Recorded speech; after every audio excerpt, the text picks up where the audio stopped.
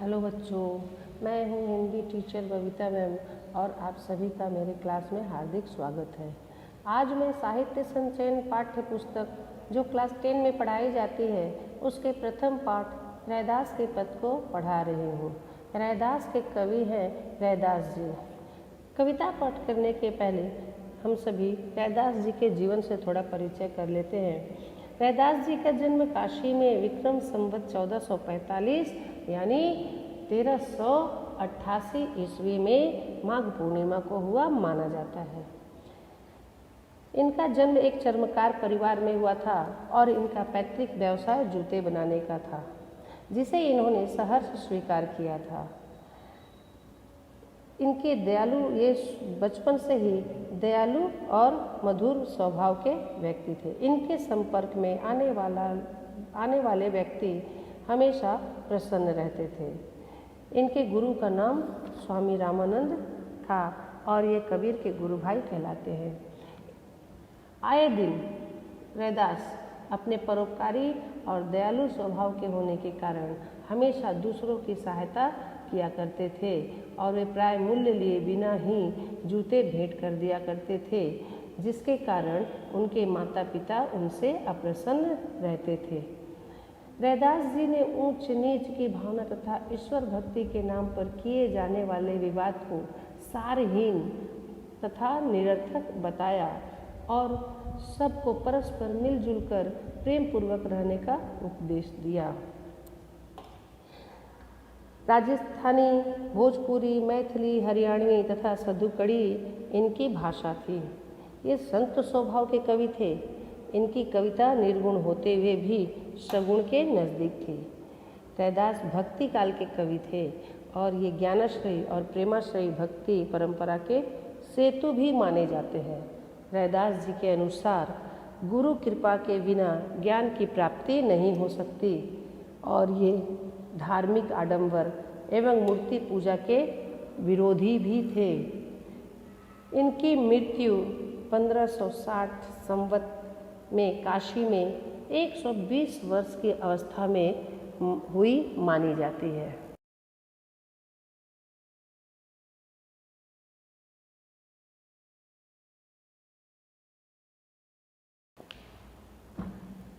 तो चलिए हम लोग फर्स्ट पैराग्राफ की ओर बढ़ते हैं। रैदास जी ने फर्स्ट पैराग्राफ में लिखा है, प्रभु जी तुम चंदन हम पानी, जाकी अंग अंग बास समानी। प्रभु जी तुम घन बन हम मोरा, जैसे चितवन चंद चकोरा। प्रभु जी तुम दीपक हम बाती, जाकी ज्योति बरय दिन राती। प्रभु जी तुम मोती हम धागा, जैसे सोनहि मिलत सुहागा। प्रभु जी तुम स्वामी हम दासा, ऐसी भक्ति करे रैदासा। यहाँ पे कवि रैदास जी ने पहले हम लोग शब्दार्थ लिख लेते हैं। अंग अंग मतलब अंग अंग, पास सुगंध जिसको बोलते हैं, घन मतलब बादल, मोरा मतलब मोर, जैसे चितवन मन, चंद्रमा, चकोरा, चकोर एक पक्षी का नाम है। प्रभु जी तुम दीपक हम बाती, जाकी ज्योति मतलब ज्योति, बरय प्रज्वलित दिन राति, दिन और रात, मोती हम धागा, जैसे सोनहि मिलत सुहागा। सुहागा जो है वो एक प्रकार का पदार्थ है जो सोने को शुद्ध करने के लिए प्रयोग किया जाता है। एक प्रकार का लिक्विड तरल पदार्थ है जिससे हम लोग सोने को शुद्ध कर लेते हैं। तुम स्वामी हम दासा, ऐसी भक्ति करे रैदासा। अर्थात प्रथम पद में फर्स्ट पैराग्राफ में कवि रैदास जी कहते हैं कि जीव के अन्योन्य संबंध, हमारे ईश्वर और जीव के बीच एक बहुत ही महत्वपूर्ण संबंध है। कवि के अनुसार जीव ईश्वर का ही अंश है और दोनों के बीच में बहुत ही मधुर संबंध होना चाहिए। भक्त कवि रैदास जी ने इस पद में यह बताया है कि हे भगवान, तुम में और मुझ में वही संबंध स्थापित हो चुका है जो चंदन और पानी में होता है। जैसे चंदन के संपर्क में रहने से पानी में उसकी सुगंध फैल जाती है, उसी प्रकार मेरे तन मन में तुम्हारे प्रेम की सुगंध व्याप्त हो गई है, मौजूद हो गई है।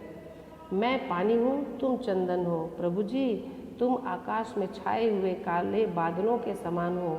मैं जंगल में नाचने वाला मोर हूँ। जैसे बादलों को बरसता देखकर मोर खुशी से नाचने लगते हैं, उसी भांति उसी तरह मैं आपके दर्शन पाकर खुशी से भावमुग्ध हो उठता हूँ। जैसे चकोर पक्षी सदा अपने प्रेम पात्र चंद्रमा की ओर ताकता रहता है, उसी भांति मैं भी सदा तुम्हारा प्रेम पाने के लिए तरसता रहता हूँ। तुम चंद्रमा हो तो मैं चकोर हूँ। हे प्रभु, तुम दीपक हो, मैं तुम्हारी बाती हूँ। मैं बाती के समान सदा तुम्हारे प्रेम में जलता रहता हूँ। तुम्हारे प्रेम की चमक दिन रात मेरे मन में समाई रहती है। प्रभु, तुम मोती के समान उज्जवल, पवित्र और सुंदर हो। मैं उसमें पिरोया हुआ धागा हूँ। मेरा तन मन तुम्हारी ही कांति से ओतप्रोत है। तुम्हारा और मेरा मिलन सोने और सुहागे के मिलन के समान पवित्र है। जैसे सुहागे के संपर्क में आकर सोना और अधिक खारा शुद्ध हो जाता है, उसी भांति मैं तुम्हारे संपर्क में रहने से शुद्ध बुद्ध हो जाता हूँ। हे प्रभु, तुम मेरे स्वामी हो, मैं तुम्हारा दास हूँ, सेवक हूँ। मैं रविदास तुम्हारे चरणों में इसी प्रकार की दास से भक्ति अर्पित करता हूँ।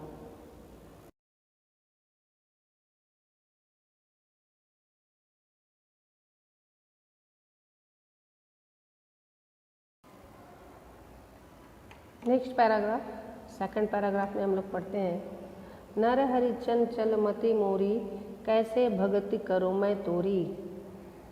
तू मोही देखे हाँ तो ही देखो, प्रीति परस्पर होई। चंचल का अर्थ है यहाँ पर एकाग्र नहीं, एक स्थान से दूसरे स्थान पर हमेशा गमन रहना, अस्थिर रहना, स्थिर नहीं रहना। नर हरि का अर्थ है यहाँ पे ईश्वर, अर्थात नर के रूप में अवतार लेने वाले ईश्वर, जैसे कृष्ण, राम इत्यादि। भक्ति का अर्थ है यहाँ पे भक्ति। करो मैं तोरी, तोरी मतलब तुम्हारी। तू मोही देखे, मोही मतलब मुझे, हाँ तो ही देखूँ, हाँ मतलब मैं, तो ही तुम्हें। प्रीति परस्पर होई, प्रीति प्रेम स्नेह लगाओ। तू मोही देखे हाँ तो ही न देखूँ, यही मति सब बुद्धि खोई। मति मतलब मन। सब घट अंतरी रमस निरंतरी, सब मतलब सभी, घट मतलब घट घट हर जगह, रमसी रमसी मतलब उपस्थिति, निरंतरी लगातार हमेशा, मौजूदगी। देखत हूँ नहीं जाना गुण सब तोर मोर सब अवगुण। अवगुण का अर्थ होता है अवगुण, बुराई। और कृत उपकार न माना, कृत का अर्थ यहाँ पे किया गया उपकार, उपकार मतलब भलाई। मैं ते तोरी मोरी असमझिसो, कैसे करी निस्तारा। निस्तारा का अर्थ यहाँ पे होता है उद्धार। और कहे रैदास कृष्ण करुण में, जय जय जगत अधारा। जगत का अर्थ होता है संसार, और अधारा मतलब संसार के आधार, जो जिसके ऊपर ये पूरा संसार निर्भरशील है, संसार का संचालन करने वाला संचालक, उसे ही अधारा कहते हैं। इस पद में भक्त कवि रैदास भगवान से प्रार्थना करते हैं कि हे भगवान, मेरी मति बहुत ही चंचल है, फिर चंचल मन से मैं तेरी भक्ति किस प्रकार करूं। भक्त कवि रैदास कहते हैं कि अपने चंचल बुद्धि के कारण वह किसी भी प्रकार एकाग्र नहीं हो पाती है। और बिना एकाग्र हुए, कवि रैदास कहते हैं कि बिना एकाग्र हुए मैं तेरी भक्ति कैसे कर पाऊंगा। कहने का भाव यह है कि भक्ति के लिए मन की एकाग्रता बहुत ज़रूरी है। मैं आपको देखता हूँ और आप मुझे देखते हो, इस नाते हम दोनों में आपस में प्रेम हो गया है। तू मुझे देखे और मैं यदि तुझे न देखूं तो इस स्थिति में मेरी बुद्धि पथ भ्रमित हो जाती है। कवि कहते हैं, हे भगवान, आप तो घटघटवासी हैं, अर्थात आप तो प्रत्येक के हृदय में निवास करते हैं, फिर भी अपनी अज्ञानता के कारण मैं आपको अपने अंदर नहीं देख पाता हूँ। वे कहते हैं, हे भगवान, आप तो सभी गुणों से पूर्ण हो और मैं अज्ञानी मूर्ख सभी अवगुणों से पूर्ण हूँ। मैं इतना कृतज्ञ हूँ कि आपने मानव जन्म देकर मेरे साथ जो महान उपकार किया है, मैं उसे भी नहीं जानता हूँ। यह मेरा है, यह तेरा है, इसी मैं तेते के चक्कर में मेरी बुद्धि भटक गई है। फिर भला बताओ मेरा कैसे उद्धार हो।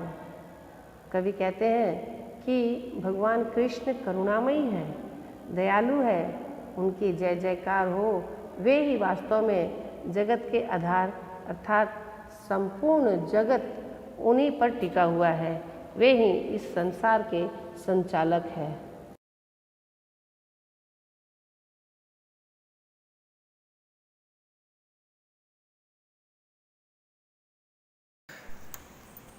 तो चलिए अब चलते हैं थर्ड पैराग्राफ की ओर। अविगत नाथ निरंजन देवा, मैं का जानू तुम्हारी सेवा। बांधु न बंधन छाऊं न छाया, तुम्ही सेवु निरंजन राया। अविगत का अर्थ होता है जिसके बारे में हम लोग जान नहीं सकते, जिसको नाप नहीं सकते, जिसको जाना नहीं जा सकता, अविगत। और निरंजन का अर्थ होता है आनंददायक। पांडु न बंधन छाऊं न छाया, तुम्ही सेव निरंजन राया। चरण पाताल शीस आसमाना, चरण का अर्थ है पैर, पाताल मतलब पाताल, शीस शीर, आसमाना आकाश। सो ठाकुर कैसे संपटि समाना, संपटि मतलब संपूर्ण अंदर। शिव सनकादिक अंत न पाया, शिव सनकादिक सनक इत्यादि ऋषि। खोजत ब्रह्मा जन्म गंवाया, तोड़ू न पाती पूजो न देवा। सहज समाधि करो हरि सेवा, समाधि मतलब समाधि, तपस्या, भक्ति। नख प्रसेद जाके सुर सुरी धारा, नख मतलब नाखून, सुरसुरी गंगा, रोमावली 18 भारा। चारि वेद जाके सुमृत सासा, भक्ति हेत गावे रैदासा। रैदास जी कहते हैं ईश्वर अव्यक्त है, वह इतना व्यापक है कि उसे किसी सीमा में आबद्ध नहीं किया जा सकता, बांधकर नहीं रखा जा सकता। उस व्यापक एवं निरंजन ईश्वर को भला मनुष्य कवि कैसे जान सकता है। कवि की अपनी सीमा है, व्यक्ति की अपनी सीमा है। ईश्वर कैसे प्रसन्न होगा, उसकी सेवा का ढंग भला मूर्ख मन को कैसे मालूम होगा। ईश्वर जितना व्यापक है, जितना विशाल है, जितना विराट है, कवि और जीव उतना ही तुच्छ है। वह आधारहीन है, निसहाय है, न उसके पास कोई बंधु बांधव है, ना ही किसी विराट का संरक्षण। वह तो अनाथ है, उसके लिए प्रभु के अतिरिक्त कोई नहीं है, इसलिए वह आनंद कंद ईश्वर की सेवा में रत है। कवि रैदास के अनुसार ईश्वर इतना व्यापक है कि उसका पद उसके पैर पाताल को एवं शीश आसमान को छूता है। वह विराट ईश्वर मनुष्य की सूक्ष्मता में कैसे समा सकता है। इस विराट ईश्वर को शिव, सनकादिक एवं ब्रह्मा, सुरेश, महेश, दिनेश नहीं समझ सके। उसके रहस्य को भला रैदास जैसा अल्पज्ञ कैसे समझ सकता है। उसके पास कोई पूजा की सामग्री भी नहीं है, बस उनके पास उसकी काया है। वह अपने सीमित साधनों से उसकी सेवा में रत रहना चाहता है। उसी सहज समाधि से वह सेवारत है। उस ईश्वर की नख के स्वेद बिंदु से सुरसरी निकलती है। उसके श्वास प्रवास से ही चारों वेद उत्पन्न हुए हैं। उसकी रोमावलियों से 18 पुराणों का जन्म हुआ है। उसे भला जीव क्या समझ सकता है। इस प्रकार इस पद में रैदास जी ने अपने अल्पता, लघुता एवं ईश्वर की विशालता को उसकी ओर उन्होंने संकेत किया है और कवि ने अपनी दीनता का वर्णन किया है।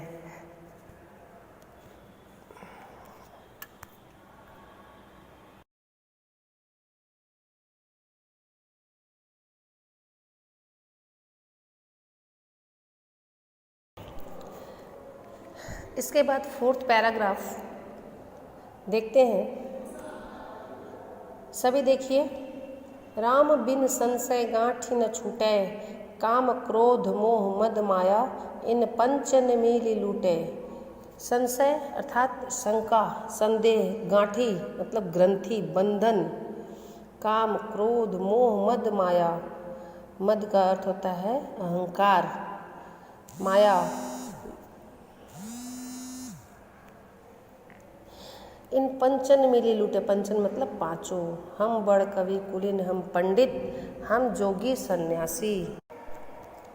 हम बड़ कवि कुलीन, हम पंडित, हम जोगी सन्यासी। कुलीन का अर्थ होता है उच्च घराने में जन्म लेने वाले, पंडित ज्ञानी, जोगी योगी तपस्वी जिसको बोलते हैं। सन्यासी का अर्थ होता है संत। ज्ञानी गुरु सुर हम दाता, यहु मति कदे न नासी। पढ़े गुने कछु समझ न परई, जौ लो अनभय भाव न दर्शय। जौ लो मतलब होता है जब तक, अनभय मतलब सहजता, भाव सहजता की भावना। लोहा हर न होई धू कैसे, धू का अर्थ यहाँ पे सोना। जो पारस नहीं परसे, पारस एक प्रकार का पत्थर है जिसके संपर्क में अगर लोहा आ जाए तो वह भी सोना हो जाता है। कहे रैदास और असमझसी, भूली परे भ्रम भोरे। असमझसी मतलब मूर्खता, भ्रम मतलब संदेह। एक आधार नाम नर हरि को, जीवनी प्राण धन मोरे। आधार का मैं बताई थी, आधार आश्रय सहारा। नर हरि अर्थात परमेश्वर, ईश्वर, नर के रूप में ईश्वर जो अवतार लेते हैं। संत कवि रैदास जीव मात्र की समस्याओं का उल्लेख करते हुए अपने प्रभु राम से यह कहते हैं कि हे प्रभु, तुम्हारी कृपा के बिना हम संशय एवं भ्रम से मुक्त नहीं हो सकते। जीव को पंच विकार जैसे काम, क्रोध, मोह, मद, माया, इन सभी ने मिलकर लूट लिया है। हम सभी इनके गुलाम हो गए हैं। हमारे अंदर अहंकार का भाव भर गया है। हम अहंकार के शिकार हो गए हैं। हम अहंकार ग्रस्त होकर अपने को बहुत बड़ा ज्ञानी, गुणवान, कुलीन, योगी एवं सन्यासी समझ बैठे हैं। प्रभु, हम जीव इतना अहंकार एवं अज्ञानता से मंडित हो गए हैं कि हमें कांच और किरीच का भान नहीं। अच्छी बातें, नीति विचार की बातें, नैतिकता की बातें हमें समझ में नहीं आती। हम विकारग्रस्त हो गए हैं प्रभु। बिना तुम्हारी कृपा के हम इससे मुक्त नहीं हो सकते। लोहा से स्वर्ण बनने के लिए पारस की जरूरत है। हम अपने को बिना पारस प्रभु की कृपा के स्पर्श से ही सोना बनाना चाह रहे हैं। रैदास जी कहते हैं, प्रभु तुम तो अंतर्यामी हो, तुम तो जानते हो कि हम किस प्रकार भूल भुलैया के भंवर में फंसे हुए हैं। आप ही मेरे प्राणघन हो, हमारा उद्धार करो। हम अंधे को राह दिखाओ। अपने अंधत्व को दूर करने का एक ही उपाय है और वह है सब तज हर भज, अर्थात नाम स्मरण कर प्रभु के प्रति समर्पण से हमें प्रभु कृपा मिलेगी, हमारा उद्धार होगा। अतः प्रभु कृपा वृष्टि करो कि हम उस पथ पर चल सके। इस प्रकार इस पद में रैदास जी ने अपनी दीनता एवं प्रभु की सामर्थ्यशीलता का वर्णन करते हुए जीव के पंच विकारों से मुक्त होने के लिए कहा है।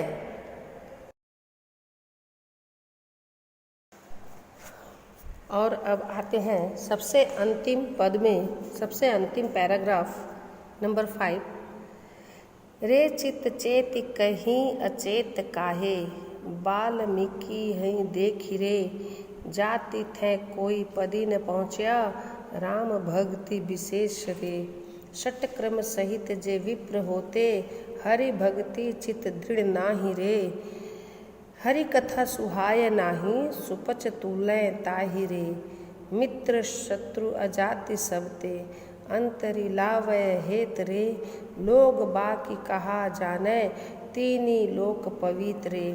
अजामिल गज गनिका तारी, काटी कुंजर की पासी रे। ऐसे दुर्मति मुक्ति किए, तो क्यों न तीरे रैदासी रे। अर्थात यहाँ चित्त का अर्थ मन से है। चेती, चेती का अर्थ है चेतना, समझना, सावधान हो जाना। अचेत का अर्थ है अज्ञानी, चेतना शून्य, जिसके पास सोचने समझने की क्षमता न हो। पर वाल्मीकि ही अर्थात वाल्मीकि जाति थे, जाति पदी, पद। राम भक्ति का अर्थ है भक्ति, विशेष मतलब होता है विशेष। षटक्रम का अर्थ होता है 6 कर्म। चक्रों को भेदना, हमारे अंदर जिस तरह से मूलाधार चक्र, अग्नि चक्र, हृदय चक्र, इस तरह से व्यक्ति जब उसके अंदर एक तपस्या करते करते, साधना करते करते उसके अंदर का ये 6 चक्र, प्रत्येक व्यक्ति के अंदर में चक्र विराजमान है। और जब वो पावरफुल हो जाता है तो वो सारे चक्र उसके जागृत हो जाते हैं। तो उसे ही कहा गया है षटक्रम। 6 चक्रों को भेदना। विप्र का अर्थ होता है ब्राह्मण, और दृढ़ का मतलब होता है दृढ़, संकल्प, निश्चित, ऐसा। हरि अर्थात भगवान की भक्ति, हरि भक्ति अर्थात ईश्वर की भक्ति। हरि कथा अर्थात भगवान के गुणों के वर्णन करना। सुहाय से लगाव होना, मन सुहाना, पसंद करना, अच्छा लगना। सुपच जो आसानी से पच सके। मित्र शत्रु अजाते सबते। अंतरी का अर्थ होता है भेदभाव। लावे हेतरे लोग बाकी कहा जाने। यहाँ पे सुपच का अर्थ होता है अधम जाति का। तुलय मतलब तुलना, कंपेयरिंग। मित्र शत्रु अजाति सबते। अंतरी लावय हेतरे, अंतरी अर्थात भेदभाव। लोग बाकी कहा जाने। तीनी लोग पवित्र, पवित्र का अर्थ होता है पवित्र। अजामिल गज, गज एक जो है हाथी। गनिका तारी, काटी कुंजर की फांसी रे। ऐसे दुर्मति मुक्ति किए। दुर्मति का अर्थ होता है दुष्ट बुद्धि वाले। तो क्यों न तीरे रैदासी रे। अर्थात इस अंतिम पंक्ति में कवि रैदास जी, संत कवि रैदास जी, समाज सुधारक रैदास जी मानव की पीड़ा से पीड़ित मानवीय संवेदना को दर्शाते हुए, प्रतिपादित करते हुए कहते हैं तथा अपने मन कहते हैं कि उनके मूढ़ मन को संबोधित कहते हैं हमारा मन बहुत ही मूढ़ हो गया है, बहुत ही मूर्ख हो गए हैं, इसीलिए ये मूर्ख मन समझ नहीं पाता। और इस वजह से वो कहते हैं कि अब भी समय है, चेत जाओ, अज्ञानता के मोह पास से मुक्त हो जाओ। जाति पाति कुछ नहीं है, ज्ञानी ही सर्वज्ञ पूजा जाता है। अपने आदि कवि वाल्मीकि को देखो, वह तो कुलीन एवं उच्च कुल के नहीं थे,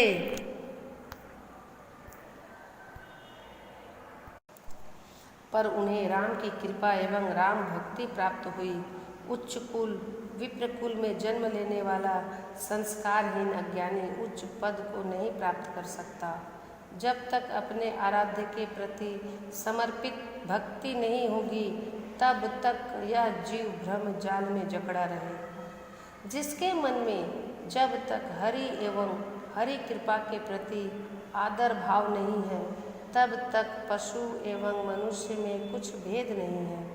जो पवित्र है, जिसके हृदय में ज्ञान का संचार है, चेतनता है, ऐसे लोग शत्रु मित्र जाति कुजाति त्याज्य एवं ग्रहण करने के अंतर को नज़रअंदाज करते हुए भक्ति भाव में लीन रहते हैं और अपनी कीर्ति एवं यश से तीनों लोक में श्रेष्ठता को प्राप्त कर लेते हैं।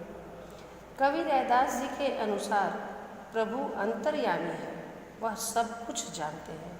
उन्होंने अग्रह को ग्रह बनाया है, जिसे हम अस्वीकार नहीं करते उसे उन्होंने स्वीकार किया है। जिसे हम ग्रहण नहीं करते उसे उन्होंने ग्रहण करने के लायक बनाया है, उसे वो ग्रहण कर लेते हैं। अपने समय के बड़े बड़े पापियों का उद्धार किया है उन्होंने। उनके नाम स्मरण की बड़ी महत्ता है। उस प्रभु का नाम स्मरण कर बड़े बड़े पापियों का उद्धार हुआ है। अजामिल एक हाथी और गणिका एक वेश्या को उन्होंने पाप मुक्त किया। संकट में फंसा ग्राह के मुख विवर में से कुंजर के उद्धार के लिए स्वयं प्रभु को उसके पास जाना पड़ा। उसको भय मुक्त कर जीवन दान दिया। क्या हम उनसे बड़े पापी हैं? अगर है भी तो प्रभु का तो यह प्रण है कि हम जीवों के जीव हमारे, वह तो 3 बंधु है। अशरण के शरण दाता है, वह प्रभु हमारा भी उद्धार करेगा। भक्त के अंदर तन्मयता एवं समर्पण का भाव होना चाहिए। इस अंश में कवि ने पौराणिक घटनाओं का उल्लेख कर ईश्वर की दीन बंधुता की, उसके गुणों की एवं जीव की दीनता की चर्चा की है। अंत में रैदास जी ने ईश्वर की उदारता, उसकी दयाशीलता का उल्लेख करते हुए कहा है कि हम सब ईश्वर की संतान हैं, वह हमारा पिता है। क्या कोई पिता अपने संतान के लिए दुखों की सृष्टि करता है? उसकी नज़र में उसकी निकम्मी संतान भी प्रिय है। तभी तो भगवान ने अपने समय में बड़े बड़े दुर्दांत पापियों का उद्धार किया है। वह हमारा भी उद्धार करेंगे, ऐसा विश्वास रैदास जी कहते हैं कि हम सबको अपने मन में उनके प्रति होना चाहिए।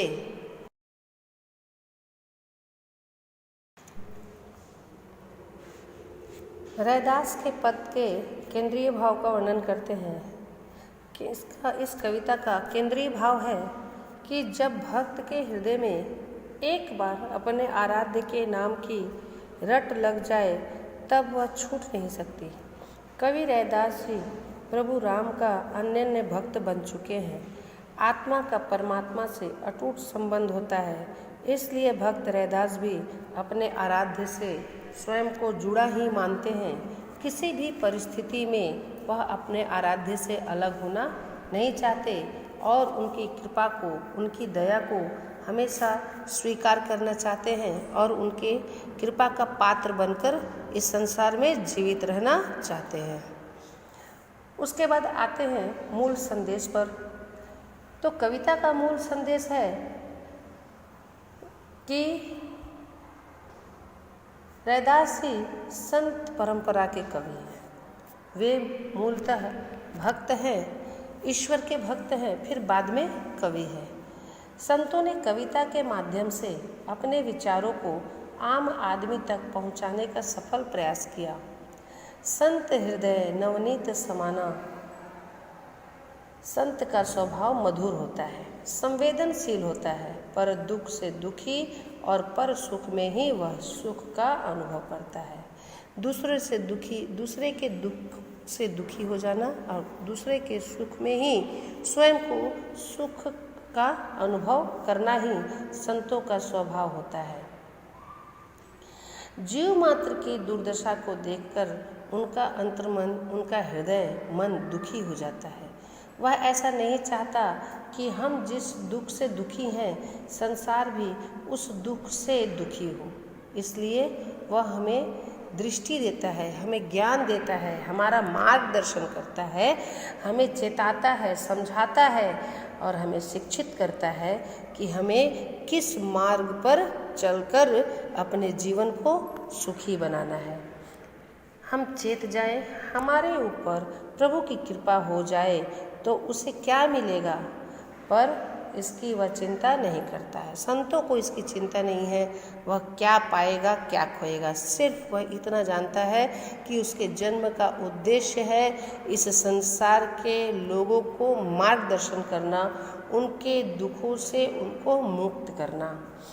अतः इन्हीं बातों का ध्यान दिलाते हुए कवि रैदास जी ने हमारे अंतर्मन में चेतना जागृत करने का प्रयास किया है, जिनसे हम अपने मन को, विचारों को और वाणी को शुद्ध कर एक स्वस्थ समाज की रचना में सहयोग प्रदान करें। यही इस कविता का मूल संदेश है।